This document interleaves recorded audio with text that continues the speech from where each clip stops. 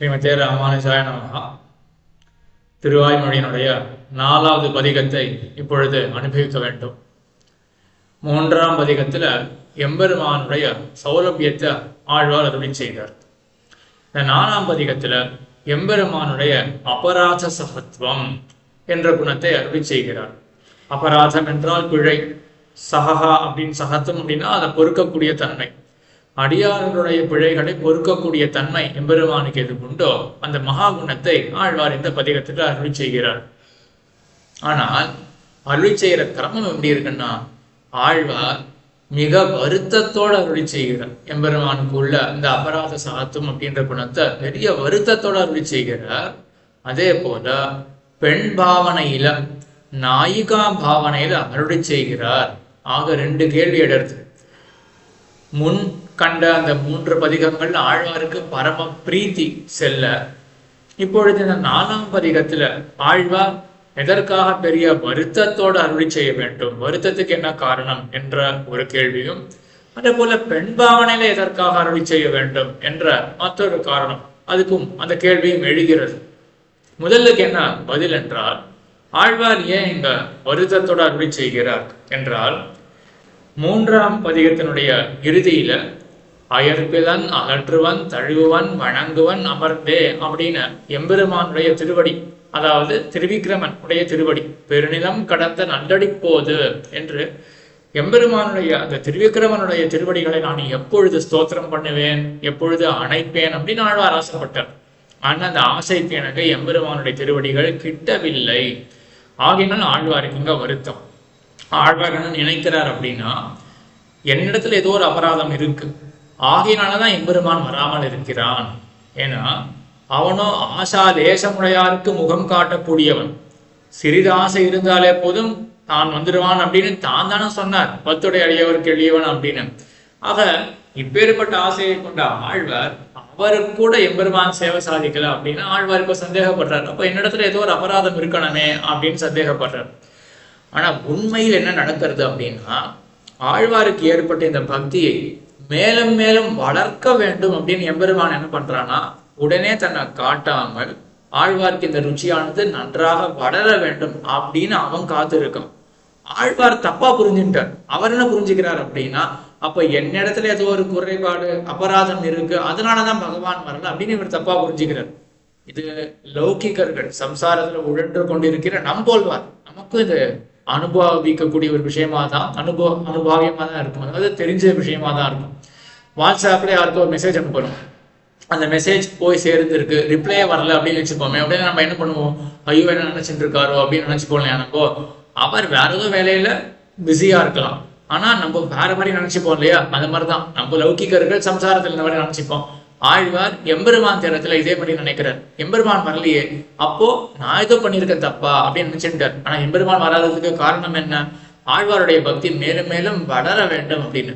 ஆக இதை புரிஞ்சுக்காம ஆழ்வார் என்ன பண்றார், என்னிடத்துல அபராதம் இருக்கு, அதனாலதான் எம்பெருமான் வராமல் மறுக்கிறான், அபராத சகத்துவம் அப்படின்ற குணம் அவனிடத்துல இருக்கு அப்படின்றத ஞாபகப்படுத்துறதுக்காக ஆழ்வார் இங்க தூது விடுகிறார். ஆக இது ஒரு கேள்விக்கு பதில் ஆயிடுச்சு, ஏன் ஆழ்வார் வருத்தத்தோட தூது விட வேண்டும் அப்படின்றதுக்கு. மற்றொரு கேள்வி என்ன அப்படின்னா, ஆழ்வார் இதற்காக பெண் பாவனைன்னு பாட வேண்டும் என்றால், இந்த பெண் பாவனை அப்படின்றது ஏதோ புதுசா ஆழ்வாருக்கு வந்தேறி அவர் ஏறிட்டு கொண்டார் அப்படின்ட்டு வச்சுக்க வேண்டாம். ஏன்னா எல்லா ஆத்மாக்களுமே பெண்கள் தான். எம்பெருமான் ஒருத்தன் மட்டும்தான் புருஷோத்தமன், ஸ்வதந்திரன். ஏன்னா புருஷத்தன்மை அப்படின்றது என்ன காட்டுறது அப்படின்னா சுவாதந்திரியம், அவன் தன்னை மற்றொருத்தரை சாராமல் இருக்கின்றான் அப்படின்றத காட்டுறது. பெண் அப்படின்றது பொதுவா உலகத்துலன்னா மற்றவர்களை சார்ந்து இருக்கிறது அப்படின்றதான் தெரியுது பெண் தன்மை. மற்றவனை சார்ந்திருத்தல் அப்படின்றது ஆத்மாக்கள் எல்லாத்துக்கும் பொருத்தம்தான். எம்பெருமான் ஒருத்தன் தான் என்ன பண்றான் அப்படின்னா, ஸ்வே மகிம்னி திஷ்டதி அப்படின்னு, ஸ்வே மகிம்னி ஸ்திதா அப்படின்னு தன்னுடைய மகிமையில தானே தனக்கு ஆதாரமாக சுதந்திரமாக அவன் ஒருத்தன் மட்டும்தான் இருக்க முடியும். பரமாத்மா ஒருத்தன் மட்டும்தான். மற்ற ஆத்மாக்கள் எல்லாமே அந்த பகவானை சார்ந்துதான் இருக்க முடியும் இல்லையா? ஆகையினால அந்த சார்ந்திருத்தல் அப்படின்றது தான் அந்த பெண் தன்மையே. ஆகையினால பெண் தன்மையோட பாடுறது பொருத்தம் தானே அப்படின்னு ஆச்சாரியர்கள் காட்டுகிறார்கள். அதிலும் இந்த பெண் தன்மை, இந்த பிராட்டி தசையை எய்தும் பொழுது ஆச்சாரியர்கள் என்ன பண்றார்கள்னா, ஆழ்வார சீதா பிராட்டியுடைய நிலைக்கு கொண்டு போய் சேர்த்துட்டார்கள். பிராட்டி தசை பெண் நிலை அப்படின்றது புரியுறது. எல்லா ஆத்மாக்களும் பகவானை பொறுத்தவரையிலும் பெண்கள் தான் அப்படின்னு. ஆழ்வார் பாசுரம் பாடும் பொழுது தான் சீதா பிராட்டியாக நினைத்து கொண்டு பாசுரம் பாடுகிறார் அப்படின்னு அந்த அளவுக்கு, அந்த லெவலுக்கு ஆச்சாரியர்கள்லாம் கொண்டு போயிட்டார்கள். ஏன் இப்படி சீதா பிராட்டியோட ஒப்பிடணும் என்று பார்த்தால் அது ஆழ்வாருடைய பிரபாவம் தான் தெரியுது. ஏன்னா இப்போ பகவானத்துல சற்றே சிறிது பக்தி பிறந்தவர் அவர் யோசிக்கிறார், ஆமா இந்த பெண் தன்மை அப்படின்றது பகவத் பாரதந்திரியத்தை காட்டுறது அப்படின்னு யோசித்து அவர் அந்த பெண் தன்மையை அனுகரணம் பண்றாரோ இல்லாட்டி அதை அப்படியே பாவிக்கிறாரோ அப்படின்னு வச்சுக்கோமே, அவருக்கு என்ன பக்தி இருக்கோ அந்த அளவுக்கு தான் அவர் போறாரு. இங்க நாயிகா பாவனையை எய்தக்கூடியவர் யாரு? மயர் வரும் மதிநலம் அருள பெற்ற நம்மாழ்வார். அப்ப அவர் ஒரு தவளை தாவறது அப்படின்னு என்ன பண்ணும், அது ஒரு அடி தாவும். சிங்கம் தாவறதுன்னா 10 அடி தாவும் இல்லையா? அந்த மாதிரி பெண் பாவனையை எய்தனம் அப்படின்ற எண்ணம் கொண்டவர் யார்? நம்மாழ்வார். அவர் பெண் பாவனை எய்துறார் அப்படின்னு அவர் எங்க போவார்? இயற்கையாகவே தனக்கு இருக்கக்கூடிய அந்த சாமர்த்தியம் எப்படின்னா இயற்கையாகவே அவர் சீதா பிராட்டியார் அளவுக்கு தான் போவார். அதனால சீதா பிராட்டியாகவே தன்னை நினைக்கிறார் என்றுதான் இங்க ஆச்சாரியர்கள் கொள்ளுகிறார்கள். அங்க இப்படி இந்த 2 அம்சத்தோட இந்த திருவாய்மொழியை நாம் அனுபவிக்க வேண்டும்.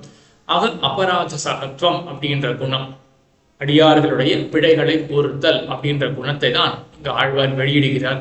அதனுடைய முதல் பாட்டு, அஞ்சிறைய மடனாராய் அழியத்தாய் நீயும் நின் அஞ்சிறைய சேவலுமாய் அவா என்று எனக்கருளி வெஞ்சிறை பொழு உயர்த்தார்க்கு என் விடுதூதாய் சென்ற கால் பன் சிறையில் அவன் வைக்கில் வைப்புண்டால் செய்யுமோ.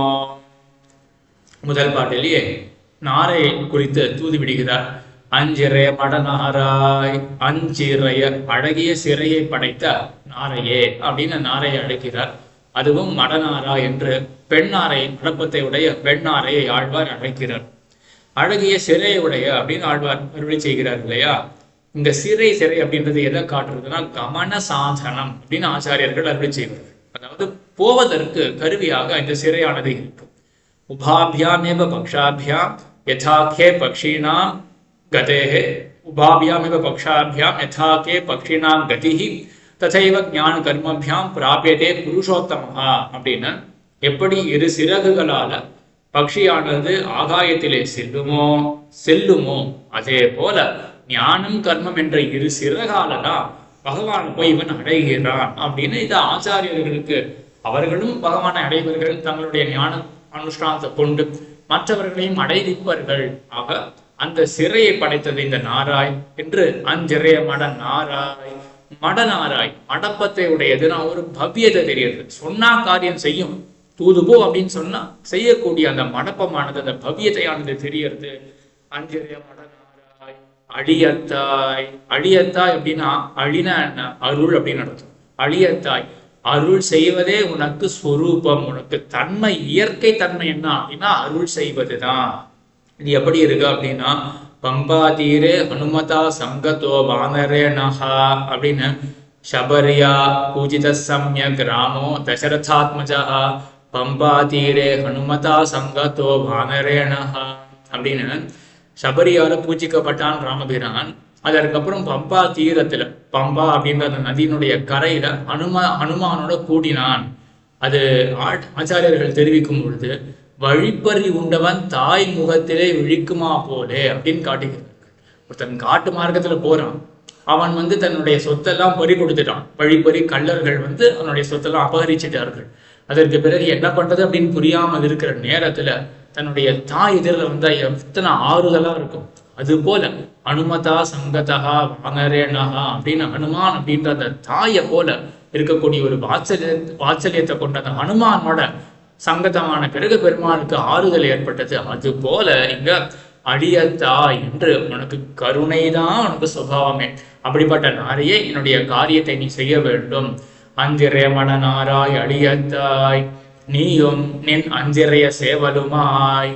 நீயும் உன்னை பற்றுகிறேன்னு எதற்காக அப்படின்னா உன்னுடைய சேவல் அப்படின்னா ஆண், பேடை அப்படின்னா பெண். ஆக ஆண் பற்றி சேவல், அதாவது பெண்ணாரையை பற்றி சேவலிடத்திலே ஆணிடத்திலே போகக்கூடியதாக ஆழ்வாருடைய போக்கு இங்க இருக்கு. இதுதான் புருஷகாரத்தை முன்னிட்டு சரணாகதி பண்ற கிரமமே, இதுதான் ஸ்ரீ வைஷ்ணவ சித்தாந்தமே. அதேதான் ஆழ்வாரின் அனுஷ்டானம் பண்றார். இளைய பெருமானம் என்ன பண்ணார் அப்படின்னா, சப்ராது சரணோ காடம் நிபீட்ய ரகுநந்தனஹ சீதா முவாச்ச அதியசாஹ ராகவம் ச மகாவிரதம் அப்படின்னு எம்பெருமான் காட்டுக்கு போகணும்னு முடிவு பண்ணிட்டான். ஆனா இளைய பெருமான் என்ன இங்க சரணாகதி பண்றாரு அப்படின்னா, என்னையும் அழைத்து கொள்ள வேணும் அப்படின்னு இங்க எம்பெருமானிடத்துல விண்ணப்பிக்கிறார். விண்ணப்பிக்கும் பொழுது சப்ராது சரணோ காடம் நிபீட்ய நல்லா கெட்டியா பிடிச்சிட்டார் எம்பெருமானுடைய திருவடிகள்ல. சீதா முவாச்ச அதியசாஹ ராகவம் ச என்று தாயாரை குறித்தும் சொன்னார், பெருமானை குறித்தும் சொன்னார். ஆக தாயாரை முன்னிட்டு கொண்டு எம்பெருமானை இசைவிக்கிறார். என்னையும் நீ காட்டுக்கு அழைத்து கொள்ள வேண்டும் அப்படின்னு, அழைத்து கொண்டு போக வேண்டும் அப்படின்னு இசைவிக்கிறார். ஆக அதே கர்மத்துலதான் ஆழ்வாரிங்க என்ன பண்றார், முதல்ல நாரையிடத்துல இந்த வார்த்தையை சொல்லி நீயும் நுண் சேவலுமாய் அப்படின்னு இந்த சேவலையும் கூட்டிக் கொள்றார் தன்னுடைய விண்ணப்பத்துக்கு விஷயமாக. அஞ்சிரே மணனாராய் அழியத்தாய் நீயம் நீ நஞ்சிறைய சேவலுமாய் ஆவா வென்று எனக்கருளி. ஆவா அப்படின்னா ஆஹா அப்படின்னு ஒரு வருத்தத்தோட, அந்த வருத்தத்தினுடைய துணியே வேற மாதிரி இருக்கணும். ஐயோ அப்படின்னு அந்த மாதிரி ஒரு துணி. ஆஹா என்று இப்படி ஆயிரத்தி ஆழ்வாருக்கு அப்படின்ற ஒரு கிருபையோட ஆவா என்று எனக்கு அருளி, எனக்கு அப்படின்னு தன்னுடைய திருமேனியை காட்டுறார். இந்த திருமேனி எப்படிப்பட்டதாக இருக்கு அப்படின்னா, ஏஹி பஷே ஷரீராணி முனீனாம் பாவிதாத்மனாம் ராட்சசைர்கோரைஹி ஹதானாம் ராட்சசைர்கோரைஹி பகுநாம் பகுதாவனே அப்படின்னு இந்த ரிஷிகள்லாம் என்ன பண்றாருன்னா, தண்டகாரண்யத்துக்குள்ள பெருமான் நுழைந்த பிறகு ஏஹி பஷ்ய ஷரீராணி அப்படின்னு என்னுடைய ராட்சசர்கள் தின்ற இந்த உடம்பை பாரு, ஒருவருக்கு கால் கிடையாது, ஒருவருக்கு கை கிடையாது என்று இப்படிலாம் ஹிம்சித்தார்கள் அந்த ராட்சசர்கள், அவர்களை கொல்ல வேண்டும் அப்படின்னு எம்பெருமான் திறத்துல விண்ணப்பிக்கிறார்கள் இல்லையா. அப்ப என்ன பண்ணார்கள், ஏஹி ராமபிரானே பஷ்ய ஷரீரானி எங்களுடைய உடம்புகளை நீயே பார் அப்படின்னு காட்டினார்கள் ரிஷிகள்னா, அது போல எங்க ஆழ்வார் எனக்கு அப்படின்னு தன்னுடைய உடம்பையே காட்டுறார். இப்படி விரகம் தின்ற உடல் அப்படின்னு காட்டுறார். ஆக எனக்கு அருளி பெஞ்சிறை புல் உயர்த்தார்க்கு. சரி, தூது போனோம், யாருக்கிட்ட தூது போகணும், ஸ்ரீவைகுண்டத்துக்கு போய் தூது சொல்லணும். அதாவது ஆழ்வாருடைய இந்த நிலையை அறிவிக்க வேண்டும். இந்த நாரை கேட்கறது, ஸ்ரீவைகுண்டத்துக்கு போனா பரமம் சாமியம் உபைதி அப்படின்னு நித்தியசூரிகள் என்ன முக்தாத்மாக்கள் என்ன எல்லாம் ஒரே விதமா தான் இருப்பார்கள். அதுல எம்பெருமான் இன்னான் அப்படின்னு எப்படி நாங்க தெரிந்து கொள்றது அப்படின்னு அந்த நாரைகளாண்மை கேட்க அதற்கு ஆழ்வார் பதில் வரைக்கிறார். பெஞ்சிறை புல் உயர்த்தார்க்கு. புல் அந்த கருடனை கொடியாக உயர்த்தவர் என்று வெஞ்சிறை புல். அந்த கருடனுடைய சிறகு எப்படி இருக்கும்னா வெம்மை மிக்க சிறையாக இருக்கும். எதற்கு இது தெரிவிக்கணும், வெப்பத்துடன் கூடிய சிறகுன்றது எதுக்கு தெரிவிக்கணும் அப்படின்னா, பரபக்ஷ நிரசனத்துக்கு உபகரணம் இருக்கு, எதிரிகளை கொல்லுவதற்கு ஒரு சிறக படைத்தவன் அந்த கருடன். ஆகையினால எம்பெருமானை அடையும் பொழுது என்னென்னலாம் விரோதிகள் ஏற்படுமோ அதையெல்லாம் போக்கக்கூடிய சாமர்த்தியம் அந்த கருடனுக்கே இருக்கு. அப்படிப்பட்ட கருடனை கொடியாக உடையவன், வெஞ்சிறை புல்லை உயர்த்தவன். ஆக வெஞ்சிறை புல் உயர்த்தார்க்கு அப்படின்னா வெஞ்சிறையான புல்லை, அதாவது வெப்பமிக்க சிறையை உடைய புல்னா பக்ஷி கருடன், அந்த புல்லை கொடியாக உயர்த்தவன், வெஞ்சிறை புல் உயர்த்தார்க்கு அப்படின்னு ஒரு அர்த்தம். மற்றொரு அர்த்தம் என்ன என்றால், வெஞ்சிறை புல்லாலே உயர்த்தப்பட்டவனுக்கு, அதாவது வெஞ்சிறை புல்லான கருடன் மேலே ஆரோகணம் பண்ணும் அவனுக்கு அப்படின்னு. ஆக கருட வாகனாருடனாக இருக்கும் எம்பெருமானுக்கு அப்படின்னு. இங்க வெஞ்சிறை அப்படின்றதுக்கு என்ன தாற்பயம்னா, அக்ரூர குரூர ஹிருதயா சீக்கிரம் பிரேரயத்தே ஹயான் ஏவம் ஆர்த்தாசு யோஷித்சு கிருபா கஸ்யன ஜாயத்தே அப்படின்னு கோபிகைகள்லாம் அறக்கூடிய அந்த வசனம். அது போல இங்க ஆழ்வாருடைய வசனம். அந்த கோபிகைகள்லாம் என்ன பண்றார்கள்னா, அந்த அக்ரூரர் வர்றாரு இல்லையா, வந்து கண்ணனை கோகுலத்திலிருந்து மதுரைக்கு அழைத்து கொண்டு போறார். அப்போ இந்த கோபிகைகள் அந்த அக்ரூரர் பார்த்து சொல்றார்கள், அக்ரூரகா குரூர ஹிருதயா. இவருக்கு யார் அக்ரூரர்னு பெயர் வச்சது, குரூரமான ஹிருதயத்தை பெற்றவராக இருக்காரு. என்ன பண்றார், சீக்கிரம் பிரேரயத்தை ஹயான், அந்த குதிரைகளை வேகமா ஓட்டின்னு போறார். கண்ணனை கொஞ்ச நேரம் சேவிக்கலாம் அப்படின்னா கூட விட மாட்டேங்கிறார், வேகமா அந்த குதிரைகளை ஓட்டின்னு போறாரு. சீக்கிரம் பிரேரயத்தை ஹயான் ஏவம் ஆர்த்தாசு யோஷின்சு கிருபா கஸ்யன ஜாயத்தே. இப்படி இருக்கக்கூடிய பெண்கள், சிறு பெண்கள், இந்த மாதிரி வருத்தத்தில் இருக்கக்கூடிய, கண்ணனை விட்டு பிரிந்து வருத்தத்தில் இருக்கக்கூடிய இந்த சிறு பெண்கள் இடத்துல யாருக்கு தான் கிருபை உண்டாகாது, இவர் ஒருத்தருக்கு தான் உண்டாகாதது போல இருக்கே. அதனால இவர் குரூரமான ஹிருதயத்தை படைத்தவர் அப்படின்னு எப்படி சொன்னார்களோ அதே போல வெஞ்சிறை புல். ஆழ்வார் இடத்துல எம்பெருமான் கலந்தான் இல்லையா, அந்த எம்பெருமானை அழைத்து கொண்டு போனது யாரு, இந்த வெப்பமிக்க சிறகை உடைய இந்த புல் கருடன் தான். கருடன் மேல ஏறிதான் பெருமாள் புறப்பட்டார் போல. ஆகையனால வெஞ்சிறை புல் உயர்த்தாருக்கு, அப்படிப்பட்ட புல்லாலே உயர்த்தப்பட்டவருக்கு அப்படின்னு 2வது அர்த்தம். வெஞ்சிறை புல் உயர்த்தாருக்கு என் விடு தூதாய் சென்ற கால். நான் விடுற தூது இது. பாண்டவர்கள் தூது விடுறார்கள், அவர்கள் தான் ராஜாக்கள். நான் எப்படிப்பட்டவள்? நான் அபலையானவள். ஆக சீதா பிராட்டி விடக்கூடிய தூது இது. என் விடு தூதாய் சென்ற கால். சரி, அங்க ஸ்ரீவைகுண்டத்துக்கு போன பிறகு என்ன ஆகும்? எம்பெருமான் ஒரு கால் சிறையில வைப்பானா? இவர்களை சிறையில் வைப்பானா என்றால் அதுதான் ஆழ்வார் இங்க சொல்றா போல இருக்கு. வன் சிறையில் வைத்தார் அப்படின்னு. என் விடு தூதாய் சென்ற கால் வன் சிறையில் அவன் வைக்கில் வைப்புண்டால் என் செய்யும் அப்படின்னு மேல பாட்டு இருக்கு இல்லையா? அங்க ஸ்ரீவைகுண்டத்துக்கு போன பிறகு வன் சிறையில் அவன் வைக்கில் ஒரு காலம் சிறையில வைப்பானோ அப்படின்னு. ஏன்னா பட்சி அப்படின்னாலே சிறையில வைக்கிறது தானே, எல்லாம் கூண்டுல தானே பட்சிகள் அடைப்பார்கள். அப்படியே இங்க ஆழ்வார் சங்கை எழுப்புகிறாரா அப்படின்னா இது சர்வாத்மா அசங்கதம், பொருந்தவே இல்லை. எம்பெருமான் இப்படிப்பட்டவன் ஒரு குணத்தை உடையவன். நம்ம எதுக்காக போய் ஒரு தூதர், அதுவும் பிராட்டி இடத்துல வந்திருக்கக்கூடிய தூதரை ஏன் சிறையில வைக்க போறான்? வஸ்துதா என்ன நடக்கும்? பன் சிறையில் வைப்புண்டால் அப்படின்னு நடக்கவே நடக்காது, வைக்கவே மாட்டான். ஏன்னா என்ன பண்ணுவான் அப்படின்னா, ஹனுமான் என்ன பண்ணான்? ஏஷ சர்வஸ்வபூதஸ்து பரிஷ்வங்கோ ஹனுமதா மயா காலம் இமம் பிராபிய தத்தஸ்தஸ்ய மகாத்மனா அப்படின்னு கண்டேன் சீதையை திருஷ்டா சீதா அப்படின்னு சொல்லி கொண்டு வந்தார் இல்லையா திருவடி. அவர் இடத்துல பெருமான் என்ன பண்றாரு அப்படின்னா, நானும் தீனனான தசையில இருக்கேன், கையில ஒன்றும் கிடையாது, நான் பிரத்தியாக என்ன செய்ய போறேன்? இப்பேற்பட்ட விஷயத்தை, இந்த செய்தியை சொல்லக்கூடிய இந்த திருவடிக்கு நான் பிரத்தியாக என்ன செய்ய போறேன் அப்படின்னு பெருமாள் பார்த்து ஒன்றும் இல்லாமல், கைமுதல் இல்லாமல் என்ன பண்றாரு அப்படின்னா, என்னுடைய மொத்த சொத்தையும் நான் கொடுக்குறேன். ஏஷ சர்வஸ்வபூதா அப்படின்னு என்னுடைய மொத்த சொத்தையும் நான் கொடுக்குறேன். என்ன சொத்து? பரிஷ்வங்கோ ஹனுமதா. தன்னுடைய பரிஷ்வங்கம், தன்னுடைய அணைப்பு இருக்கு இல்லையா? எம்பெருமான் தன்னுடைய திருமேனியால அனைத்தான் திருவடியை. மொத்த சொத்து திருமேனி தான், அந்த திருமேனியே கொடுத்தான். ஏஷ சர்வஸ்வபூதஸ்து பரிஷ்வங்கோ ஹனுமதா மயா காலம் இமம் பிராபிய தத்தஸ்தஸ்ய மகாத்மனான்னு. இந்த காலத்துல எனக்கு வேற ஒன்றும் கிடையாது, இந்த காலத்தை அடைந்தன்னா என்னால கொடுக்கக்கூடியது இதுதான். தஸ்ய மகாத்மனஹா, அப்பேற்பட்ட மகாத்மாவான அவனுக்கு கொடுக்கப்பட்டது இந்த பரிஷ்வங்கம்ன்ற சொத்து அப்படின்னு கொடுத்தான் இல்லையா? இதுதான் நடக்கும். தூதாக அங்க போனா எம்பெருமானுடைய திருமேனி ஸ்பர்ஷம், அந்த அணைப்பு தான் கிடைக்கும் ஒரு கால். அப்ப சரி, வன் சிறைன்னு எதுக்காக இங்க சொல்லணும் ஆழ்வார் என்றால், இங்க வன் சிறை அப்படின்னா சிறையில கூண்டுல அடைக்கிறது அப்படின்றது தாத்பரியம் கிடையாது. அனாதரவு, ஆதரிக்கல், அவ்வளவுதான். தூதர்கள் வந்தாயிருது, பிராட்டி திறத்துல இருந்து தூதர்கள் வந்தாயிருது, பிராட்டி இடத்துல இருந்து தூதர்கள் வந்தாயிருது. கண்டுக்காம எம்பெருமான் இருந்தான் அப்படின்னு வச்சுக்கோமே, அதுவே ஒரு சிறையில வைத்ததுக்கு தான் சமம். அதனால வன் சிறையில் அப்படி பண்ண மாட்டான், அணைப்பான், உங்களை ஆதரிப்பான். ஒரு கால் ஆதரிக்கவில்லை அப்படின்னு வச்சுக்கோமே, வன் சிறையில் வைப்புண்டால் என் செய்யுமோ? சரிப்பா, அதனால என்ன வந்தது, என்ன அதனால உங்களுக்கு நஷ்டம்? ஏன்னா உங்க காரியத்துக்காக நீங்க போய் உங்களை எம்பெருமான் ஆதரிக்கல அப்படின்னா நீங்க வருத்தப்படணும். நீங்க உங்க காரியத்துக்காகவே போலையே, என் காரியத்துக்காக தானே போயிருக்கீங்க. நான் எப்படிப்பட்டவள்? சீதா பிராட்டி நான் எப்படிப்பட்டவள் அப்படின்னா, சுந்தரி ரகுநாதஸ்ய சுரஸ்திரீ துக்கசாந்தையே தசானனஸ்ய பவனே தசமாசான் உவாசகா அப்படின்னு சுரஸ்திரீகள், தேவஸ்திரீகளுடைய சிறையை வெட்டி விடுவதற்காக தானே நானே சிறை போன ராவணனுடைய பவனத்துல. ஆக பரருடைய துக்கத்தை அறுப்பதற்காக சிறை இருந்தால் அது ஒரு ஏற்றம் தானே. ஆகையால சிறை இருந்த வழியேற்றம் உங்களுக்கும் கிடைக்குமே அப்படின்னு அந்த தூதர்களிடத்துல, அந்த 4 இடத்துல இந்த முதல் பாட்டுல ஆழ்வார் தெரிவிக்கிறார். அஞ்சிறைய மடனாராய் அழியத்தாய் நீயும் நின் அஞ்சிறைய சேவடுமாயாவா என்றன கருளி பெஞ்சிறை புல் உயர்த்தார்க்கு என் விடுதூதாய் சென்ற கால் வன் சிறையில் அவன் வைக்கில் வைப்புண்டால் என் செய்யுமோ. 2ஆம் பாட்டு.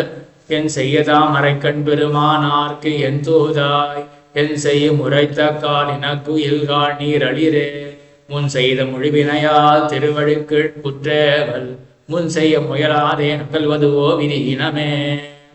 2ஆம் பாட்டுல ஆழ்வார் என்ன பண்றாருன்னா, முதல் பாட்டுல நாரையை குறித்து தூது விட ஆரம்பிச்சார்.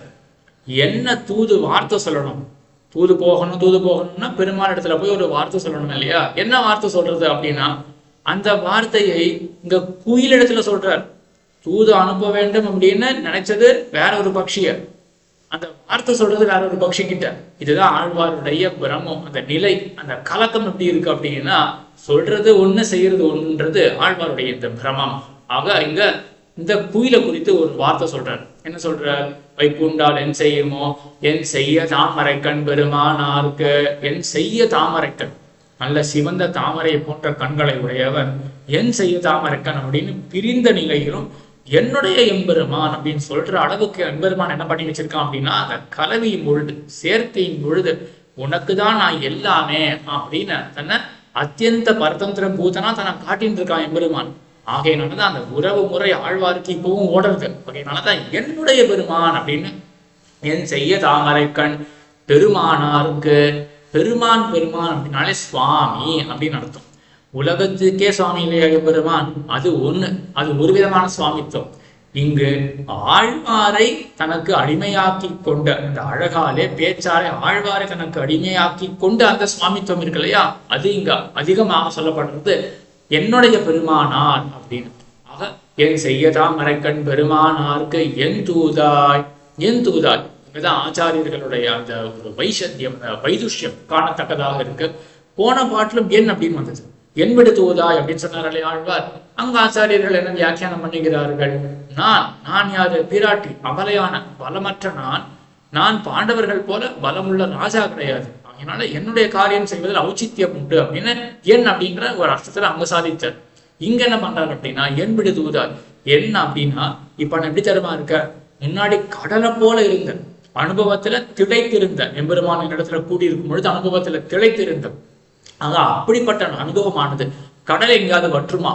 கடலே வற்றினா போல எம்பெருமான் இடத்துல இருக்கக்கூடிய அந்த சம்ஸ்லேஷமானது அறவே அற்று போயிடுது. அப்படிப்பட்ட வெறுந்தரையாக இருக்கக்கூடிய நான் அப்படின்னு என் தூதாய் அப்படின்னு நீங்க அர்த்தம் செய்கிறார்கள் ஆச்சாரியர்கள். ஆக என் செய்யதா மறைக்கண் பெருமானாருக்கு என் தூதாய். என் செய்யும் உரைத்தக்கால். உரைத்தக்கால், ஒரு கால் நீங்கள் போய் அந்த வார்த்தையை சொன்னீர்களே என்றால் என் செய்யும், என்ன நடக்க போறது? ஒரு ஹானி கிடையாது. என் செய்யும் உரைத்தக்கால். இனக்குயில்கால் நீரழிலே. இனக்குயில்கால், இனமாக கூட்டமாக இருக்கக்கூடிய குயில்களே, நான் பிரிஞ்சிருக்க, நீங்கோ கூடியிருக்கீங்கோ. ஆகையினால பிரிந்த என்னுடைய காரியத்தை நீங்கள் செய்ய வேண்டுமே. இனக்குயில்கால் நீர் அழிரே. நீர் அழிரே அப்படின்னா நீர் அள்ளீரே அப்படின்னு அர்த்தம். நீர் அள்ளீரே அப்படின்னா ரெண்டு தாத்பரியம். நம்ம வழக்கத்துல என்ன சொல்லுவோம் அப்படின்னா, நீங்க இல்லையானு அப்படின்னு சொல்லுவோம். ஏதோ ஒரு சிரமமான விஷயம் பண்ண வேண்டியதாக இருக்கு, எப்படிப்பட்டது ஏதாவது சேர்ந்து ஆலோசிக்கும் பொழுது ஏன் நீங்க இல்லையான அப்படின்னு சொன்னா என்ன தாத்பரியம்? நீங்க இருக்கீங்களே அப்படின்னு தாத்பரியம். நீங்க இல்லையான அப்படின்னா என்ன தாத்பரியம்? நீங்க இருக்கீங்களே அப்படின்னு தாத்பரியம். எப்படிப்பட்ட நீங்க இருக்கீங்கோ? இந்த காரியத்தை செய்யக்கூடிய சாமர்த்தியம் பெற்ற நீங்க இருக்கீங்களே அப்படின்னு அர்த்தம். நீங்க இல்லையான அப்படின்னா இந்த காரியத்தை செய்யக்கூடிய சாமர்த்தியம் பெற்ற நீங்கள் இருக்கீங்களே, அதே அர்த்தம் தான் இங்கேயும். நீர் அழிரே. நீர் அள்ளீரே அப்படின்னா என்னுடைய காரியத்தை செய்யக்கூடிய சாமர்த்தியத்தை பெற்று நீங்கள் தான் இருக்கிறீர்களே அப்படின்னு, நல்ல திருப்பையுடன் கூடிய நீங்கள் இருக்கிறீர்களே அப்படின்னு ஒரு அர்த்தம். மற்றொன்று, ஏன் நீங்க இல்லையான அப்படின்னா நீங்க மாறி போயிட்டீங்களான அப்படின்ற அர்த்தத்திலேயே நம்ம லோகத்திலே பயன்படுத்துறோம். ஆழ்வார் இங்க அந்த மாதிரிதான் சாதிக்கிறார். நீர் அழிரே அப்படின்னு, முன்பு நானும் எம்பெருமானும் கூடி இருக்கும் பொழுது அதை ரசித்து, ஏன்னா கிளி இங்க குயில்கால் அப்படின்றது இருக்கு இல்லையா, அதை முன்பு கூடி இருக்கும் பொழுது எங்களோட கூட சேர்ந்து நீங்களும் இருந்தீங்கள். இப்போ பிரிஞ்ச பிறகு நீங்க என்ன வேற தத்துவமா மாறி போயிட்டீங்களான? முன்பு இருந்தவர்கள் தானே நீங்களும், நீங்க என்ன மாறியே போன மாதிரி ஏதோ என்ன கண்டுக்காம இருக்கீங்களே அப்படின்ற தாத்பரியத்துல நீர் அழியரே அப்படின்னு இரண்டாவது அர்த்தமாகவும் ஆச்சாரியர்கள் அருளி செய்கிறார்கள். ஆக நீர் அழியரே. முன் செய்த முடிவினையால் திருவடி கீழ் குற்றேவல் முன் செய்ய முயலாதே. முன் செய்த முடிவினையால், அனாதிகாலம் செய்த பாவத்தினால முன் செய்த முடிவினையால் திருவடி கீழ், எம்பெருமான் திருவடி கீழ குற்றேவல். குற்றேவல் அப்படின்னாலே அந்தரங்க கைங்கரியம் அப்படின்னு அர்த்தம். முன் செய்த முடிவினையால் திருவடி கீழ் குற்றேவல் முன் செய்ய முயலாதே. முன் செய்ய எம்பெருமான் திறத்துல கலந்திருக்கும் பொழுது, எம்பெருமானுடன் கலந்திருக்கும் பொழுது முன் செய்த முடிவினையால், முன்காலத்துல அனாதிகாலம் செய்த அந்த முழு வினையினால, முழுமையான வினை பூரணமான இந்த கர்மத்தினால பாபத்தினால திருவடிக்கீழ் குற்றேவல் முன் செய்ய முயலாதேன். முன் அப்படின்னா இப்ப ரெண்டாவது முன்னுக்கு என்ன அர்த்தம் அப்படின்னா, எம்பெருமானுடன் கலந்திருக்கிற அந்த காலத்துல முன் செய்ய முயலாதேன். கலந்திருக்கிற காலத்துல நான் அப்போவே கைங்கரியம் பண்ணிருக்கணும். முன் செய்ய முயலாதேன் அகல்வதுவோ, அன்னைக்கு முயலாமல் இருந்தேனே அப்படிப்பட்ட நான் அப்படின்னு ஆழ்வாருக்கு சாதிக்கிறார். என்ன பண்ணிருக்கணும் ஆழ்வார்னா, இளைய பெருமாள் என்ன பண்ணார்? ஏவமுக்தஸ்து ராமேண லக்ஷ்மண சயுதாஞ்சலிகி, ஏவமுக்தஸ்து ராமேண லக்ஷ்மண சயுதாஞ்சலிகி சீதா சமக்ஷம் காகுஸ்தம் இதம் வச்சனம் அப்ரவீத் பரவானஸ்மி காகுஸ்த அப்படின்னு ஸ்வயந்துருச்சிரே தேசே கிரியதாமதி மத அப்படின்னு இளைய பெருமாள் சொல்றார். பரவானஸ்மி காகுஸ்த துவயி வருஷசதம் ஸ்திதே ஸ்வயந்துருச்சிரே தேசே கிரியதாமதி மத அப்படின்னு. ஆக இளைய பெருமாளை குறித்து பெருமாள் என்ன சொன்னார் அப்படின்னா, லக்ஷ்மணா உனக்கு பிடித்த இடத்துல ஒரு பர்ணசாலையை நீ அமைப்பாய், நம்ம 3 பேரும் இருக்கிற மாதிரி ஒரு பர்ணசாலையை அமைப்பாய் அப்படின்னு பெருமாள் சொன்னார். இதை கேட்டுடனே இளைய பெருமாளுக்கு பொறுக்கல. அவங்க சொல்றார் இளைய பெருமாள், ஏவ முக்தஸ்து ராமேண, இப்படி சொல்லப்பட்ட அந்த இளைய பெருமாள் இருக்கார் இல்லையா, சீதா சமக்ஷம் காகுஸ்தம் இதம் வச்சனம் அப்ரவீத், தாயார் முன்னிலையில எம்பெருமானை குறித்து இந்த சொல்லானது சொல்றார் இளைய பெருமாள். என்ன சொல்றாரு அப்படின்னா, பரவானஸ்மி காகுஸ்த துவயி வருஷசதம் ஸ்திதே, எம்பெருமானே 100 ஆண்டுகள், 100 ஆண்டுகள்னா வெறும் 100 ஆண்டுகள் இல்ல, எற்றைக்கும் 7 பிறவிக்கும் உந்தனக்கே நாம் ஆட்செய்வோம் அப்படின்னு, பரவானஸ்மி உனக்கே நான் ஆட்பட்டவன், எற்றைக்கும் 7 பிறவிக்கும். அப்படிப்பட்ட என்ன குறித்து நீ ஒரு இடத்தை தேர்ந்தெடுன்னு நீ ஏன் சொல்ற? என்ன பண்ணணும் அப்படின்னா, ஸ்வயம் து ருச்சிரே தேசே கிரியதாமிதி மாம் வத அப்படின்னு, உனக்கு எந்த இடம் உச்சிரமாக பிடித்ததாக இருக்கோ அந்த இடத்துல கட்டு அப்படின்னு என்ன சொல்லணும் நீ அப்படின்னு ஆழ்வார் இங்க என்ன தெரிவிக்கிறாருன்னா, இளைய பெருமான் எப்படி முகப்பே கூவி பணி கொள்ளலாம் அப்படின்னு எப்படி இளைய பெருமான் என்ன சொல்லு கைங்கரியம் செய்யும் சொல்லு அப்படின்னு எப்படி இளைய பெருமான் எம்பெருமான் தேரத்துல விண்ணப்பித்தாரோ அந்த மாதிரி பண்ணிருக்கலாமே ஆழ்வார். எப்போ எம்பெருமான் சேர்ந்தானோ அந்த சேர்ந்த காலத்திலேயே ஆழ்வார் என்ன பண்ணிருக்கலாம், எம்பெருமானே முகப்பே கூவி பணி கொள்ளலாம் அப்படின்னு என்ன பணி கொள்ள வேண்டும் அப்படின்னு கேட்டிருக்கலாம் இல்லையா எம்பெருமான? கேட்கலையே அப்படின்னு சொல்றாரு இங்க. முன் செய்த முடிவினையால் இதெல்லாம் ஏன் அப்படின்னா, அனாதிகால பாப்பத்தினால என்ன ஆயிடுச்சுன்னா, எம்பெருமான் கலந்த நேரத்துல திருவடிகள் குற்றேவல் முன் செய்ய முயலாதேன், முன் அப்படின்னா எம்பெருமானத்துல சம்ஸ்லேஷம் ஏற்பட்ட காலத்துல செய்ய முயலாதேன், அந்த கைங்கரியத்தை செய்ய முயலவில்லையே, அப்படிப்பட்டனா முன் செய்ய முயலாதேன் அகல்வதுவோ விதிஹீனமே அப்படின்னு ஒரு அர்த்தம். முன் செய்ய முயலாதேன் அப்படின்னு முன்பொரு காலத்திலே நான் கைங்கரியம் செய்யவில்லையே அப்படின்னு. அப்படிப்பட்ட அகல்வதுவோ விதிஹீனமே, இப்படிப்பட்ட நான் அகல்வதுவோ விதியினம் அப்படின்னா இப்படிப்பட்ட விதியினேன், விதியினம் அப்படின்றது பன்மையில இருக்கு. விதியினேன் அப்படின்னா இப்படிப்பட்ட விதியை பாபத்தை உடைய நான் அப்படின்னு, இப்படிப்பட்ட பாபத்தை பன்மையில இருந்தா கூட ஒருமையில வைத்துக் கொள்ள வேண்டும். விதியினம் அப்படின்னாலும் விதியினேன் அப்படின்னு இங்க வைத்துக் கொள்ள வேண்டும். மற்றொன்னு இங்க வீட்டுல இருந்து தெரியறது என்னன்னா, விதியினம் அப்படின்னா மற்ற ஆழ்வார்களையும் சேர்த்துக்கலாம் அப்படின்னு தெரியறது. இது ஒரு அர்த்தம், முன் செய்ய முயலாதேன் அப்படின்னு.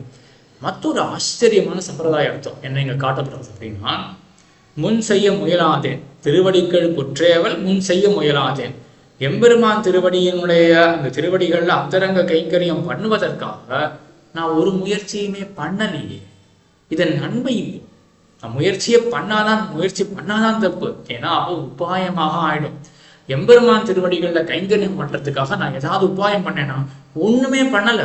இப்படிப்பட்ட நான் அகல்வதுவோ விதி இனமே, இப்படிப்பட்ட நான் அகல்வது விதி இனம் அப்படின்னு இருக்கு இல்லையா, அப்ப பிரிச்சுக்கணும். இன்னம் அப்படின்னு வச்சுக்கணும். இன்னம் விதியா, இப்படிப்பட்ட நான் கைங்கரியத்துக்காக ஒரு உபாயமும் செய்யாத நான், இப்படிப்பட்ட நான் அகல்வதுவோ இன்னம் விதி, இப்பவும் கூட எம்பெருமானே விதியா அப்படின்னா உன்னுடைய சங்கல்பமா? ஏன்னா விதி அப்படின்னா என்ன அர்த்தம்? எம்பெருமானுடைய சங்கல்பம் கிருபை அப்படின்னு பல அர்த்தங்கள் இருக்கு. விதி வாய்க்கின்று காப்பாரார் அப்படின்னு 5ஆம் பதில் ஆழ்வார் தெரிவிக்க போறார். விதினா எம்பெருமானுடைய சங்கல்பம் கிருபை. ஆக உன்னுடைய சங்கல்பம் இன்னும் கூட இப்படிதானா? இன்னும் விதியா? இப்போ கூட உன்னுடைய கைங்கரியத்தை பெறுவதற்கு நான் ஒண்ணுமே செய்யல, உன்னுடைய கிருபையை மட்டுமே எதிர்பார்த்துட்டு இருக்கேன், இப்படி இருந்தும் கூட உன்னுடைய சங்கல்பம் இதுதானா அப்படின்னு கேட்கறதாக மற்றொரு அர்த்தம் இந்த பிள்ளை நிறைய மறுபடி செய்யக்கூடிய அர்த்தம். ஆக இந்த 2ஆம் பாட்டுல ஆழ்வார் குயில குறித்து தூது பெற்றார், வார்த்தை சொல்றார் இதுதான் அப்படின்னு. ஆக என் செய்யதாம் அரக்கன் பெருமான் ஆர்க்கு எந்தோதாய் என் செய்யும் முறைத்தாக்கால் என குயில்கால் நீரடிலே முன் செய்த முடிவினையால் திருவடிக்கள் குற்றேவல் முன் செய்ய முயலாதே நகல்வதுவோ விதியினமே. 3ஆம் பாட்டு. விதியினால் பிழமணக்கும் என்னடைய அந்தங்காள் மதியினால் குரல் மானாய் உலகிறந்த கள்வர்க்கு மதியிலேன் வல்வினையே மாளாதோ என்று ஒருத்தி மதி எல்லாம் உள்கலங்கி மயங்குமால் எண்ணீரே.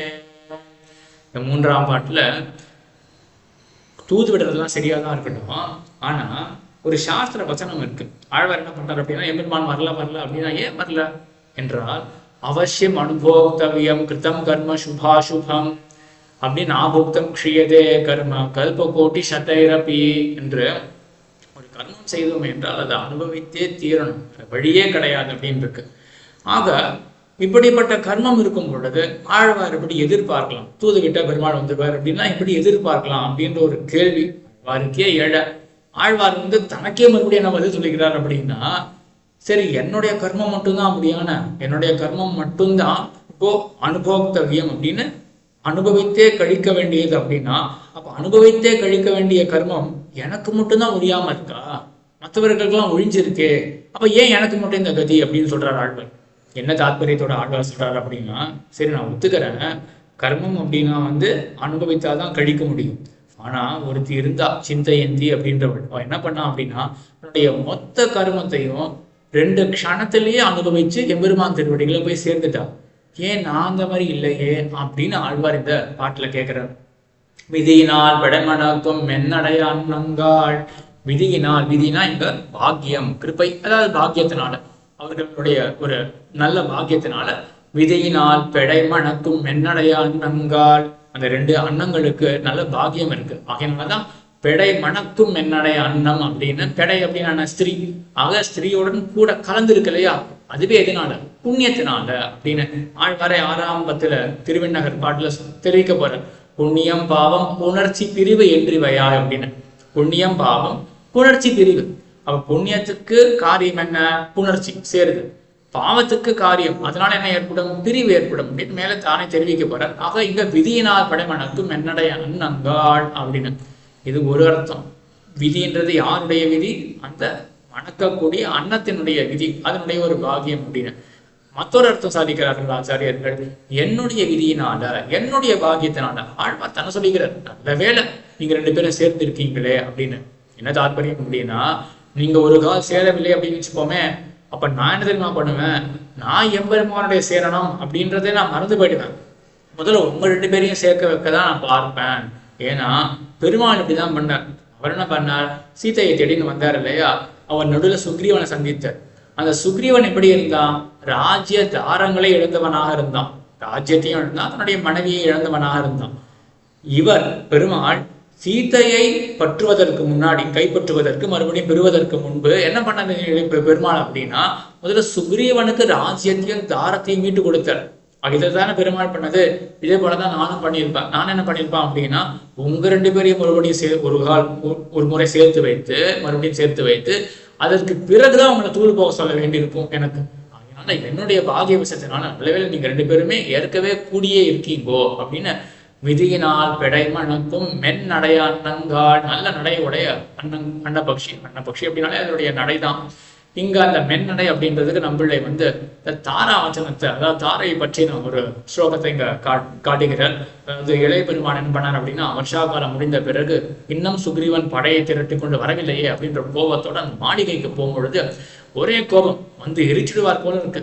அப்போ சுக்ரீவனும் ஹனுமானும் கூட சேர்ந்து ஆலோசித்து, இப்ப நம்ம முன்னாடி போய் நின்றா என்ன ஆகுன்றது தெரியாது, தாரை அனுப்புவோம் அப்படின்னு அனுப்பும் பொழுது அவ சாப்ரஸ்கலந்தி லலிதாங்கஷ்டி அப்படின்னு, சாப்ரஸ்கலந்தி மதவிஹ்வலாக்ஷா சலக்ஷ்மணா லக்ஷ்மண சன்னிதானம் ஜகாமதாரா நமிதாங்கயஷ்டி அப்படின்னு, அவ பிரஸ்கலந்தி ஒரு மாதிரி பிரஸ்கலனத்தோட ஒரு சரியா நடக்காம அவ நடந்து போனான் அப்படின்னு அந்த ஸ்லோகத்தை எடுத்து, அது போன்ற நடையை கொண்டவர்கள். இந்த நடை இருக்கிறதுனால என்ன ஆச்சு, இளைய பெருமாள் அவருடைய கோவனம் தணிந்து போயிருது இல்லையா, அது போல நடையை கொண்டு நீங்கள் பெருமாள் இடத்துல போனால் எம்பெருமான் என்னை அனுகிரகிப்பாங்க அப்படின்னு இங்க அந்த தாரையுடைய அந்த இதை சரித்திரத்தை நம்பிளை சாதிக்கிறார். அகம் பெடைமணக்கும் மென்னடை அன்னங்காள் மதியினால் குரல் மானாய். மதியினால் பெருமான் என்ன பண்ணார் அப்படின்னா, திருவிக்கிரமனுக்கு முன்னாடி வாமனனாக இருந்த அந்த குரல்மான், குரல் அப்படின்னா குட்டை குறுகினவன், மான் பிரம்மச்சாரி வாமன அவதாரம். அந்த குரல்மான் என்ன பண்ணார் அப்படின்னா, பெருமாள் மதியினால், சிறந்த மதியினாலும். மதி அப்படின்னால என்ன அர்த்தம் அப்படின்னா, ஸ்மிருதிஹி அப்படின்றது, ஸ்மிருதிர் வியவஹிதா விஷயா, வியவஹித விஷயா ஸ்மிருதிஹி, ஸ்மிருதிர் வியவஹித விஷயா மதிஹி ஆகாமி கோச்சரா. ஆக மதி அப்படின்றது ஸ்மிருதினும் வேறுபாடு இருக்கு. ஸ்மிருதி அப்படின்னா ஞாபகம் இருக்கு இல்லையா, முன் நடந்ததை பற்றினது ஞாபகம். மதி அப்படின்னாலே முன் அதாவது மேற்கொண்டு ஏற்பட போகிறத பற்றின ஒரு யோசனை இருக்கு இல்லையா, அதுதான் மதி அப்படின்னு. இந்த பெருமாள் என்ன பண்றாரு அப்படின்னா, மதியினால் குரல் மானாய் அப்படின்னு இருக்கு இல்லையா, இவர் இந்த வாமன அவதாரம் பண்ணதை எதுக்காக? ஒரு மதியினால. முதல் சட்டுன்னு அர்த்தம் தோன்றது என்ன ஆச்சாரியர்கள் சாதிக்கக்கூடியது அப்படின்னா, ஒரு பெரிய ஒரு மதி தான். என்ன மதி அப்படின்னா, ராவணனை போல மகாபலியை அழிக்க முடியாது, அவனுக்கு ஔதாரியம் அப்படின்ற குணம் இருக்கு, அழிக்க முடியாது. ஆனால் இந்திரனுக்கோ தன்னுடைய ராஜ்யம் வேண்டி இருக்கு, அவனா அடியவனாக ஆயிட்டான். இப்ப என்ன பண்றது அப்படின்னு தன்னுடைய மதியினால நித்தியம் ஒரு சேர வைத்து என்ன பண்றாரு அப்படின்னா, யாருக்கும் இழவு வராதபடிக்கு இவர் போய் இறக்கிறார். லோகசுவாமியான தான் லோகத்தை போய் இறக்கிறார், அதை கடனா அதாவது இறக்கிறார் போய் அப்படின்னு தானமாக இறக்கிறார். இது ஒரு மதி அப்படின்றது தோன்றது இல்லையா. ஆனா இது மட்டும் அர்த்தம் கிடையாது. மதி அப்படின்றது ஆகாமி கோச்சரா அப்படின்னு நடக்க போகக்கூடிய விஷயத்தை அவர் ஆலோசித்து பண்ணக்கூடியது ஒண்ணு. என்ன நடக்க போற விஷயம் அப்படின்னா, உலக இறந்த கள்வருக்கு ஆக இவர் கள்ளத்தினால உலகத்தை இறந்தார் மாதிரி தெரியுது. ஆனா உண்மையாக என்ன நடந்தது அப்படின்னா, பொன்னங்கடிக்கானல் குடினங்கால் புல்லாணி அன்னமானுள் பயந்தார்காம் இதனை செப்புமினே அப்படின்னு முன்னம் குரலுருவாய் மூவடிமண் கொண்டளந்த மன்னன் சரிதைக்கே மாலாகி பொன் பயந்தேன் அப்படின்னு இந்த பராங்குஷ நாயகி இருக்கா இல்லையா, இவ்வளவு போலவே பரகால நாயகி அவன் சொல்றா அப்படின்னா, இந்த வாமன சரித்திரத்துக்கு என்னுடைய வைவர்ணியத்தை நான் அடைந்தேன், அதாவது என்னுடைய எல்லாவற்றையும் அந்த வாமன சரித்திரத்துக்கே நான் சமர்ப்பித்து விட்டேன், எல்லாவற்றையும் இழந்தேன் அப்படின்னு இந்த வாமன சரித்திரத்துல நான் தோற்றேன் அப்படின்னு பரகால நாயகி சொல்றா. அதேதான் இங்க பராங்குஷ நாயகிக்கு. இந்த பராங்குஷ நாயகி என்ன சொல்றா அப்படின்னா, மதியினால் உலகிருந்த கள்வர் அப்படின்னு இருக்கு இல்லையா, என்ன கள்ளத்தை நம்ம என்ன அபகாரம் பண்ணார் அப்படின்னா, என்னுடைய சர்வஸ்வத்தையும் அபகாரம் பண்றதுக்காகத்தான் இவர் மதியினால் என்ன பண்ணியிருக்காரு அப்படின்னா குரல்மானாக ஆனார். என்னுடைய நெஞ்சை அபகரிக்கிறதுக்காக தான் மதியினால் குரல்மானாய் உலகிருந்த கள்வருக்கு மதியிலேன் வல்வினையே மானாதோ. அப்படிப்பட்ட அந்த கள்வருக்கு என்ன நீங்க போய் சொல்லணும் அப்படின்னா, மதியிலே அறிவில்லாத என்னை எம்பெருமான் என்னிடத்துல கலக்கும் பொழுது பிரியும் பொழுது கலந்து பிரியும் பொழுது நான் என்ன பண்ணிருக்கணும் அப்படின்னா, எம்பெருமானே நான் விட்டு பிரியாத அப்படின்னு ஒண்ணு சொல்லியிருக்கணும். அந்த அறிவு கூட எனக்கு இல்லையே. மதியிலேன் அப்படிப்பட்ட மதி இல்லாத மதியிலேன் வல்வினையே, என்னுடைய வல்வினை மட்டும்தான் அதுதான் வாழாமல் இருக்குமோ. இங்கதான் சிந்தையந்தியை கொண்டு வரணும். சிந்தையந்தி எப்படி இருந்தா, தச்சித்த யமனாஹ்லாத க்ஷீண புண்ணிய சயா ததா தது அப்ராப்தி மகா துக்க பிலீன அசேத பாதகா அப்படின்னு எம்பெருமான் திறத்தில் இருக்கக்கூடிய அந்த சித்தத்தை வைத்தா இல்லையா, எல்லா புண்ணியங்கள் எல்லாம் போயிடுத்து அவளுக்கு. அதே போல அது அப்ராப்தி மகா துக்கம், எம்பெருமானை அடைய முடியவில்லை அப்படின்ற அந்த மகா துக்கத்தினால விலீன அசேஷ பாதகம், எல்லா பாதகங்கள் பாப்பங்கள் எல்லாம் விலீனமாயின, அழிந்து போயின. அதனால அதுக்கப்புறம் அவன் மோட்சத்துக்கு போயிட்டான். அப்போ அவருடைய எல்லா பாப்பங்களும் போச்சு இல்லையா, எல்லா கர்மங்களும் போயிடுச்சு இல்லையா. ஆனா எனக்கு என்ன ஆயிடுத்து, மதியிலேன் வல்வினையே மாளாதோ, என்னுடைய விதி மட்டும்தான், என்னுடைய கர்மங்கள் மட்டும்தான் மாளாதா அப்படின்னு போய் கேளுங்களேன். மதியிலேன் வல்வினையே மாளாதோ என்று ஒருத்தி, இந்த பராங்ச நாயகி ஒருத்தி மதி எல்லாம் உள்கலங்கி, இவர் தான் வேற வேற மதியெல்லாம் கொடுத்துருக்கார், இந்த எபெருமான் தான் கொடுத்தான் இல்லையா. அப்படி அவனால கொடுக்கப்பட்ட மதி, ஆனா அது வெறும் மதி கிடையாது, அது பக்தி ரூபா பண்ண ஞானம், மதி நலமாச்சே. ஆகையினால நலத்தினால என்ன ஆயிடுச்சுன்னா, அப்போ மதி எல்லாம் உள்கலங்கி எப்படி இருந்திருக்கணும், சீதா பிராட்டியார் எப்படி இருந்தா, ஷரயஸ்து சங்குலாம் கிருத்வா லங்காம் பரபலார்தனஹா மாம் நயேதி காகுஸ்தஹா தத்தஸ்ய சதிர்ஷம் பவேத் அப்படின்னு அந்த எம்பெருமானே என்னை அழைத்து கொண்டு போக வேண்டும் அப்படின்னு தாயார் என்னன்னா, தனக்கு துறை இருக்கு, எம்பெருமானை அடைய வேண்டும் அப்படின்ற துறை இருக்கு. கூடவே சேர்த்து அந்த பாரதந்திரிய ஞானமும் தாயாருக்கு சீதா பிராட்டிக்கு இருந்தது. அந்த பாரதந்திரிய ஞானத்தினால என்ன பண்ணா அப்படின்னா, எம்பெருமான் வர வரையிலும் காத்து கொண்டிருந்தாள்.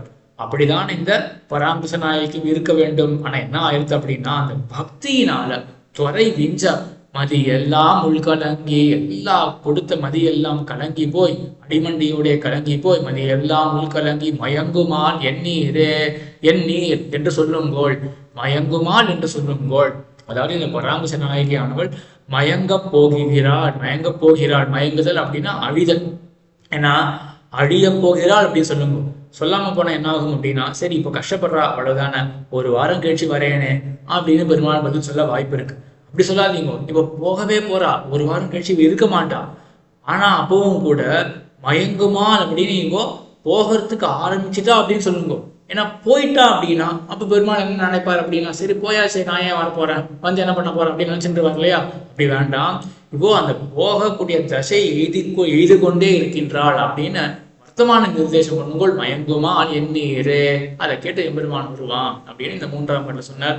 அதுக்கப்புறம் என் நீர்மை கண்டிறங்கி இது தகாதென்னாத என் நீலமுகில் வண்ணர்க்கு என் சொல்லி யான் சொல்லுகேனோ நன்னீர்மை நீ அவர் கண் தங்காதென்றொரு வாய்ச்சொல் நன்னீலமகன்றில்காள் நல்குதிரோ நல்கீரோ. இந்த 4ஆம் பாட்டுல சரி எம்பெருமான் கிடைக்க போறது இல்லை அப்படின்னு ஒரு நிராசையோட, ஆசையெல்லாம் போயிடுது, இன்னும் ஆக போறது இல்லை அப்படின்ற நிராசையோட பேசி, ஆனா மறுபடியும் அந்த ஆசை தூண்ட இன்னொரு பட்சி இடத்துல தூது விடுற. அதான் இந்த 4ஆம் பாட்டுல என் நீர்மை கண்டிறங்கி, என்னுடைய நீர்மை, என்னுடைய இந்த சுபாவத்தை கண்டு வைத்து, அங்கதான் சந்தேகம் வருது. இந்த சுபாவம் என்ன சுபாவம்? பிரிவில ஆழ்வார் இப்படிப்பட்ட ஒரு வியசனத்தை படுகிறார், இப்படிப்பட்ட துக்கத்தை படுகிறார் அப்படின்னு இந்த சுபாவத்தை கண்டு வைத்து அப்படின்னு இருக்கு. இந்த சரித்திரத்தை உபன்யாசங்கள் அநேகமா எல்லாருமே கேட்டிருக்கலாம். என்னன்னா என் நீர்மை கேட்டிறங்கி அப்படின்னு தானே இருக்கணும். இப்போ நான் கஷ்டப்பட்டு இருக்கா பராங்குச நாயகி அப்படின்னு இந்த தூது சொல்ல எம்பெருமான் கேட்கணும். எம்பெருமானுக்கு இப்படி நேரம் தெரியும், அவனுக்குதான் தெரியாது அப்படின்ற கேள்வி வர அங்கதான் பட்டர் என்ன பண்ணார் அப்படின்னா, புள்ளி கிடந்தேன் புடை பெயர்ந்தேன் ஆம்பளவில் அள்ளி கொண்டதே பயிர்ப்பு அப்படின்னு குறள், திருக்குறள் இருக்கக்கூடிய ஒன்றை பட்டர் எடுத்து காட்டி, இந்த மாதிரி அந்த கலக்கிற தசையில கூட கொஞ்சம் பிரிவு ஏற்பட்டாலே அந்த இடமானது வெளுத்து போகும் அப்படின்றது இந்த நாயகன் பார்த்துருக்கான் கலக்கக்கூடிய தசையில. ஆகையினால என் நீர்மை கண்டு இறங்கி அப்படின்னு இப்பேற்பட்ட ஆசை கொண்டவளாய்கள் அப்படின்னு அப்பவே தெரிஞ்சுட்டு இருக்கணுமே. அப்படி தெரிஞ்சிட்டும் கூட என் நீர்மை கண்டு இறங்கி இது தகாது, இது அப்படின்னா இந்த பிரிவு, இந்த விஸ்லேஷன் இது தகாது அப்படின்னு அவர் இறங்க வேண்டுமே. என் நீர்மை கண்டு இறங்கி இது தகாது எண்ணாத, இப்படி சொல்லாத அவர் என் நீர்மை கண்டிறங்கி இது தகாது எண்ணாத என் நீலமுகில் வண்ணர்க்கு, இப்படிப்பட்ட என்னுடைய எம்பெருமானுக்கு, நீலமுகில் வண்ணர்க்கு. ஆக அந்த விஷயத்தை முன்பே கண்டு அவருக்கு இரக்கம் வந்திருக்கணும். இரக்கம் வந்து என்ன சொல்லியிருக்கணும்? இது தகாது, பிரிதல் அப்படின்றது தகாது, விட்டு போகக்கூடாது அப்படின்னு அப்பவே சொல்லியிருக்கணும். அப்படி சொல்லாத அந்த பெருமானுக்கு இப்ப நான் சொல்லி என்ன பண்ண போறேன் அப்படின்னு மேல சொல்றார். அங்க அந்த எம்பெருமானை விசேஷிக்கும் பொழுது என் நீலமுகில் வண்ணர்க்கு, நீலமுகில் வண்ணர்க்கு அப்படின்ற நீலமுகிலை போன்ற வண்ணத்தை கொண்டவன். உன்னுடைய உடம்பு மட்டும்தான் எப்படி இருக்கு, நீல முகிலை போல இருக்கு. ஆனா அந்த முகிலுக்கு உண்டான ஔதாரியம் எனக்கு இல்லையே. யாமுடைய ஆயன் தன் மனம் கல் அப்படின்னு மேல 9ஆம் பத்துல ஆழ்வார் தெரிவிக்கிறார். அந்த மாதிரி இங்க சங்கப்படுறார். என்னன்னா எம்பெருமானுடைய திருமேனி ரொம்ப அழகா ஆகர்ஷகமா அந்த கார் முகிலை போல இருக்கு. ஆனா முகில்றது கருணையோட மழை பொழியுமே, இந்த எம்பெருமான் நெஞ்சோ கல்லா இருக்கே அப்படின்னு என் நீலமுகில் வண்ணர்க்கு என் சொல்லி யான் சொல்லுவேனோ. ஆக என்ன வார்த்தையை சொல்லி நான் என்ன அர்த்தத்தை சொல்ல போறேன்? இப்பேற்பட்ட எம்பெருமான் பக்கத்துல இருந்து அவன் கண்டிருக்கான் என்னுடைய வைவர்ணியத்தை, விட்டு போகக்கூடாதுன்னு தெரியாத அந்த எம்பெருமானுக்கு நான் இனிமேற்கொண்டு என்ன சொல்ல போறேன்? என் சொல்லி யான் சொல்லுகேனோ. நன்னீர்மை இனி அவர் கண் தங்காது. நன்னீர்மை, நன்னீர்மைனா இப்படிப்பட்ட நல்ல சுபாவம், இப்படிப்பட்ட நல்ல பக்தியால ஏற்படக்கூடிய இந்த ஒரு சுபாவம் இருக்கு இல்லையா, இனி அவர் கண் தங்காது. நீ அவர் கண், அவர் அவர் அப்படின்றது இங்க அவர்னா பெருமாள் கிடையாது, இங்க அவர்னு தன்னை சொல்லிக்கிற ஆழ்வார். ஏ தூது விடுற பட்சிகளே, நீங்க எம்பெருமான் தினத்துல என்ன போய் சொல்லுங்கள் அப்படின்னா, அந்த நீர்மையானது, அந்த நற்ஜீவன், அந்த ஜீவனமானது, இந்த நல்ல சுபாவமானது அவர் கண், அந்த பராங்குஷி நாயகி இடத்துல தங்காது அப்படின்னு.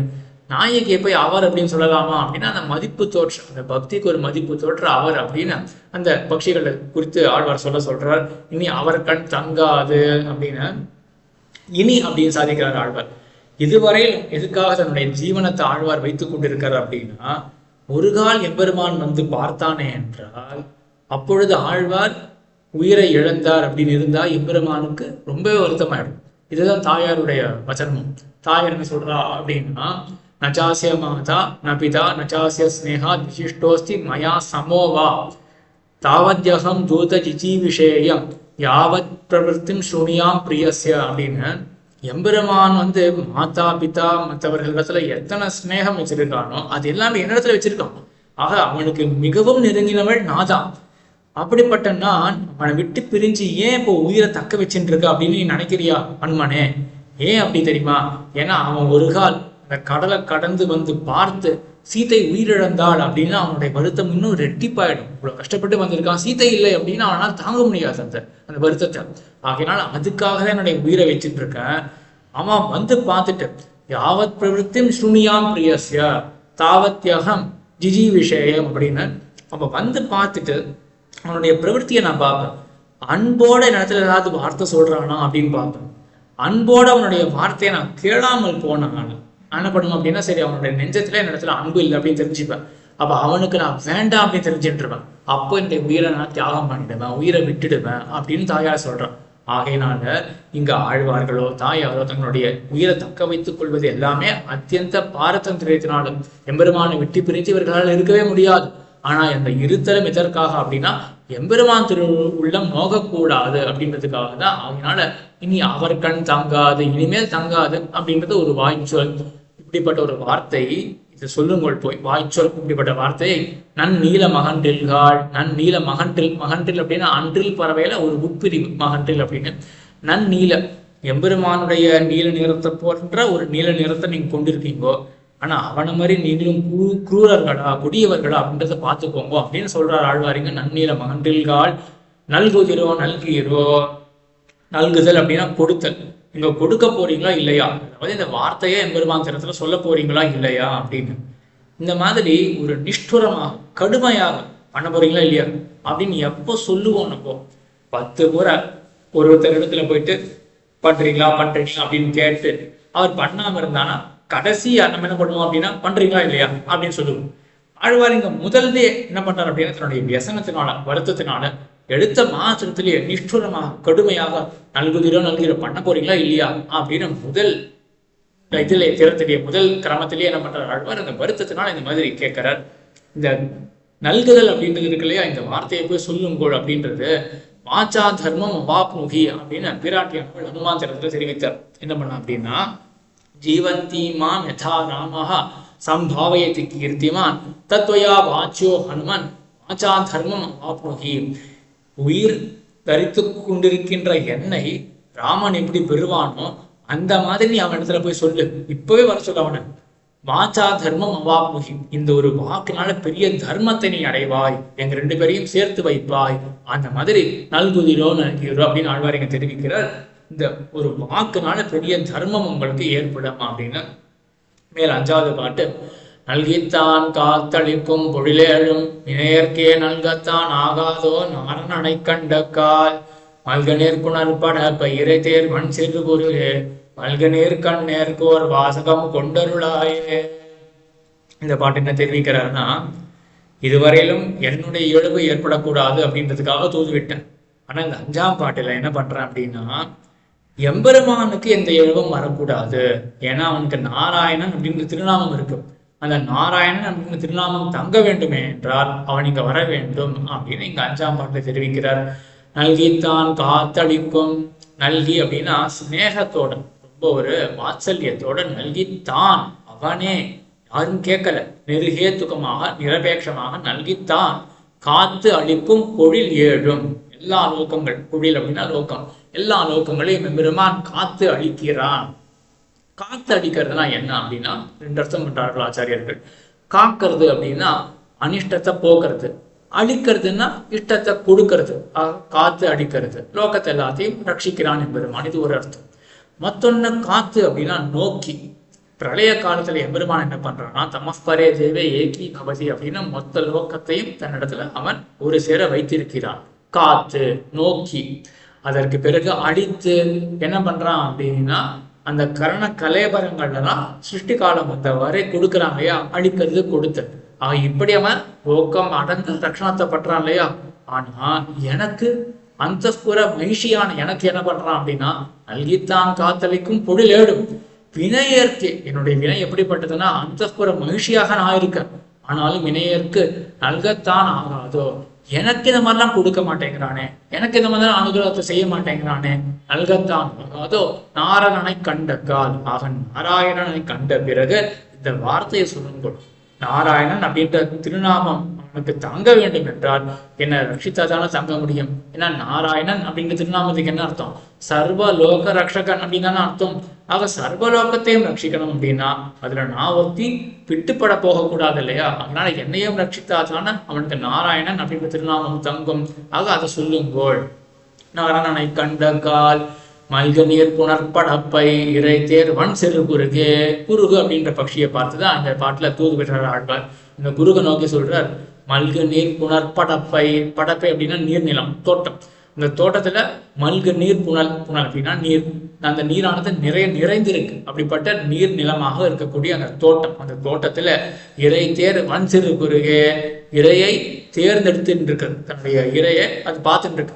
கிடைக்குமா அப்படின்னு கவேஷம் தேடிக்கொண்டு இருக்கு. வன் சிறு குருகே, அதுக்கு வன்மை ஔதாரியம் இருக்கு. என்னன்னா அது இறையை தேர்ந்தெடுத்துட்டு இருக்கே ஒழிய அது சாப்பிட மாட்டேங்கிறது தான். ஏன் சாப்பிட மாட்டேங்கிறது அப்படின்னா அது ஔதாரியத்தினால. அந்த ஒரு வள்ளல் தன்மை. என்ன வள்ளல் தன்மை அப்படின்னா பக்கத்துல பராமரிச நாயகி இருக்கா, அவ விரகத்தினால சாப்பிடாம இருக்கா, இலைத்து கிருஷையாக இருக்காள், நான் சாப்பிடலாமா அப்படின்னு அவ சாப்பிடாம இருக்கு இல்லையா? அந்த வன்மை அதை கொண்டாடுற ஆழ்வார் இங்க. இறை தேர் வன் சிறு குருகே மல்க நீர் கண் இருக்கு. அந்த தோட்டத்துல எத்தனை நீர் இருக்கோ அந்த மாதிரி என் கண்ணுல நீர் இருக்கு. மல்க நீர் கண் இருக்கு ஒரு வாசகம் கொண்டருளாயே. எம்பெருமான் இடத்துல தூது போயிட்டு அவன் என்ன சொல்றான் அப்படின்றத மட்டும் கேட்டுட்டு வா. எனக்கு அவன் என்ன சொன்னான்றது கூட பிரச்சனை கிடையாது. அவன் வரல அப்படின்னு சொன்னா கூட பரவாயில்ல. அதுதான் பாவியேறு கொண்டு நன்குறையா அப்படின்னு நீ பாவின்னு வந்து சொன்னா கூட போதும் அப்படின்னு ஆழ்வார் தெரிவிக்கிறார் இல்லையா? அதே போல இரண்டத்தொன்றே திண்ணம் வேண்டும் அப்படின்னு ஆண்டாலும் தூது விடும் பொழுது அவன் வரான இல்லை ஏதோ ஒன்னாவது சொல்லட்டமே அப்படின்ற மாதிரி ஏதாவது ஒரு வாசகத்தை கொண்டருளா. எனக்கு அது போதும். அவன் திறத்திலேருந்து வந்தது அப்படின்ற ஒரு வார்த்தை அது போதும். அந்த வார்த்தை என்னவனாலும் இருக்கலாம் அப்படின்னு இந்த 5ஆம் பாட்டுல ஆழ்வார் தெரிவித்தார். இந்த பதிகத்தினுடைய 5 பாசுரங்களை பார்த்துள்ளோம்.